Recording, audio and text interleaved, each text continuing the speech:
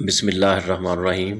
بڑا عمل کرنا ہے تو چھوٹے عمل میں استقامت پیدا کرو۔ حضرت واصف علی واصف رحمۃ اللہ علیہ اللہ تبارک و تعالیٰ کے بارے میں فرماتے ہیں، قرآن کریم میں اللہ تعالیٰ ارشاد فرماتے ہیں کہ میں جب چاہوں، یعنی یہاں اللہ تعالیٰ نے اپنا اختیار جتلایا ہے کہ میں جس کو چاہوں اور جب چاہوں معاف کر سکتا ہوں، وہ کر سکتا ہوں، اور وہ گناہ معاف کر سکتا ہوں، بلکہ کر بھی دیتے ہیں اور ان گناہوں کو نیکیوں میں بدل دیتے ہیں۔ اب آپ کا سوال یہ ہے کہ کیا ایسا ممکن ہے؟ آپ کے اپنے ذہن میں جن لوگوں کے لیے نفرت پیدا ہو چکی ہے، آپ ان لوگوں کے لیے محبت پیدا کرو، کیونکہ آپ نے صرف کائنڈ بدلنی ہے، ڈگری نہیں بدلنی۔ گناہ کو نیکی بنانا ہے، یہ قسم اب مختلف ہو گئی ہے۔ گناہ کو کم گناہ نہیں بنانا بلکہ اس کی قسم بدلنی ہے۔ تو نفرت کو محبت میں بدل دو، اب اس کی کائنڈ بدل جائے گی، جنس بدل جائے گی۔ جو ڈرانے والا ہے وہ ڈرنا شروع کر دے گا، اور جو اس کی پگڑی کا ترا ہے اس کو وہ لوگوں کے پاؤں میں رکھ دے گا۔ یہ بہت مشکل ہے۔ اور پھر خودکشی کر لو۔ خودکشی کا مطلب یہ ہے کہ مرنے سے پہلے مر جانا، یعنی اپنی انا کو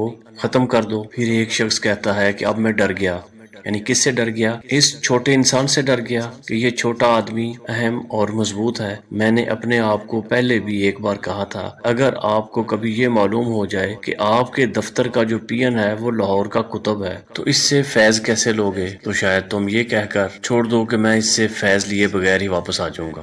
یہ بیوقوف آدمی ہے۔ میں نے بار بار سمجھایا کہ فیض اس کتب کے پاس ہے جو آپ کے دفتر کا پین ہے، تو اس سے فیض لینے کی آپ کو جانچ آنی چاہیے، اس کا ادب کرنا چاہیے، کیونکہ ہے تو وہ کتب ہی۔ یہ نہ کہنا کہ ہم اس سے فیض لیے بغیر ہی واپس آ جائیں گے، یا ہم اس چپڑاسی سے کیسے فیض لے سکتے ہیں۔ اب یہاں یہ بات ہے کہ جس کے پاس فیض ہوگا تو فیض تو اسی سے ہی لینا ہے۔ وہ آدمی جو آپ کے دفتر کا پین ہے، اس سے فیض لینے کے لیے میرے آقا میرے حضور جو آدمی کہے گا وہی فیض لے سکتا ہے، اور وہ بچ گیا۔ جو نہیں لے سکتا وہ پھر رہ جائے گا۔ اگر آپ یہ سب کچھ کر سکتے ہیں تو آپ کے گناہ وہ نیکیوں میں بدل جائیں گے۔ اور یہاں پر بیہیویئر میں تبدیلی پیدا کرو۔ جو لوگ ساری عمر کافر رہے، اسلام کے خلاف رہے، پھر حضور پاک صلی اللہ علیہ وآلہ وسلم کے سائے میں آ کر توبہ کر لی اور وہ بخشے گئے، یعنی دوزخ میں جانے والے سیدھے جنت میں گئے۔ انہیں جنت نصیب ہو گئی، کلمہ نصیب ہو گیا، حضور نبی کریم صلی اللہ علیہ وآلہ وسلم کی محبت نصیب ہو گئی۔ حضور پاک صلی اللہ علیہ وآلہ وسلم کی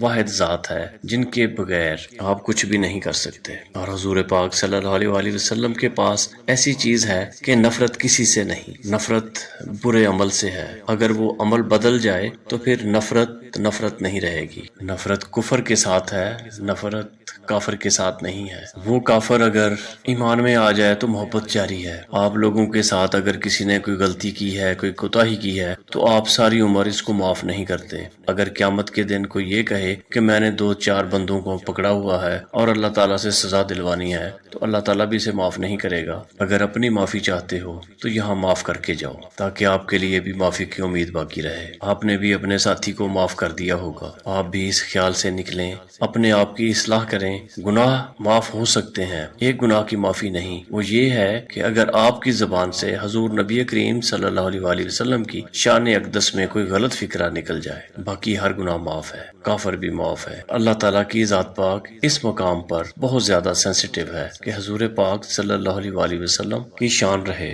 بس اتنی سی بات ہے۔ وہ کافر جس نے حضور پاک صلی اللہ علیہ وآلہ وسلم کے لیے نعت کہی، ممکن ہے کہ اللہ تعالیٰ نے بھی اس کے ساتھ کوئی اچھا برتاؤ کیا ہو۔ سوال پوچھا گیا کہ ہمارے پاس یقین ہے، علم ہے، لیکن اس کے باوجود عمل نہیں بن پا رہا، تو آپ نے فرمایا کہ ایک بات بڑے غور والی ہے۔ آپ لوگ اس بات کو جانتے ہیں کہ آپ اپنے لیے یہ دعا مانگتے ہیں کہ یا الہی ہمیں حضور نبی کریم صلی اللہ علیہ وآلہ وسلم کی زیارت نصیب فرما۔ یہ دعا مانگتے ہیں، یہ دعا بھی ہے اور یہ خواہش بھی ہے، یہ نصیب بھی ہے۔ اور بد نصیبی کب ہوتی ہے کہ زیارت تو ہو لیکن اعتقاد نہ ہو۔ اس زمانے کے لوگ حضور نبی کریم صلی اللہ علیہ وآلہ وسلم کی موجودگی میں انہیں دیکھنے کے باوجود ایمان نہ لائے، اور وہ بدقسمت تھے۔ تو عمل کا بھی یہ حساب ہے، آپ دعا کرتے رہیں کہ یہ حاصل ہو۔ آپ کو علم ہوتا ہے کہ ایسا ہو جاتا ہے، لیکن علم کے باوجود جب عمل نہیں آتا تو اس کی صرف ایک وجہ ہوتی ہے کہ آپ اس سفر پر جانے کے لیے اس سفر کا رہبر نہیں بناتے، کم از کم اس سفر کا ایک ساتھی بنا لو، کوئی دوست یا سنگت بنا لو، یعنی وہ جو اس سفر پر جانے والا ہو، یعنی کہ اس کی عاقبت پر آپ کی اپنی عاقبت بن جائے گی۔ ایک ساتھی بنا لو، اس کو کہتے ہیں رفیق طریقت۔ تو طریقت کا جو رفیق ہے اس کو ساتھی بنا لو، سنگت بنا لو، یہ عمل میں بڑی معاون ہوتی ہے۔ مثلا لوگ نیک کام کو جا رہے ہیں، آپ نیکی والے بندے تو نہیں ہیں، لیکن ساتھ چل پڑو، جہاں وہ بیٹھے بیٹھ جاؤ، جب وہ چلیں تو چل پڑو۔ اسی سنگت کے اندر آپ کا سارا کام ہو جائے گا، اور اس دوران پہلے 2-3 دن آپ کہو گے کہ یہ کیا کر رہے ہیں، پھر آپ کے اپنے بیہیویئر میں تبدیلی آ جائے گی، آپ اس کام کو اچھا سمجھنے لگ جاؤ گے، اور ہر وہ عمل جو دوسرے ساتھی کی مدد کرتا ہے وہ عمل حکم کے ساتھ ہوتا ہے، اور وہ پیر ہوتا ہے۔ جب یہ پتہ چل جائے کہ یہ پیر کا حکم ہے تو کہو کہ میں نے یہ لازمی کرنا ہے۔ اگر آپ کا ساتھی کہے کہ میں صبح کو دوڑ لگاتا ہوں تو آپ بھی دوڑ لگائیں، اگر ساتھی ساتھ چلنے کا کہے تو اس کے ساتھ چلیں، اور یہ عمل اور اعتقاد آپ کو پیچھے سے دھکیلنے والا ہو، عمل پہ مجبور کرنے والا ہو، اور پھر اچانک کوئی فیض ہو جائے، یعنی لینے والا خود ہی آ جائے اور پھر وہ آپ کو سخی بنا دے۔ فرض کریں کہ آپ سخی بننا چاہتے ہیں، پیسے بھی ہیں لیکن کوئی عمل کی صورت نہیں بن رہی، تو ایک دن وہ آپ ہی آ جائے گا۔ غریب آدمی کہے گا کہ فٹافٹ پیسے دو، اور وہ لے گیا، تو وہ بلا سبب، بلا ضرورت اور بغیر آپ کے عمل کے آپ کو سخی بنا گیا۔ یہ بھی ممکن ہو سکتا ہے کہ نماز اس لیے ہوتی ہے کہ اس کے خیال سے آزاد کر دے، جو خیال تو ہوتا ہے لیکن عمل نہیں بنتا، پھر عمل پیدا ہو جاتا ہے۔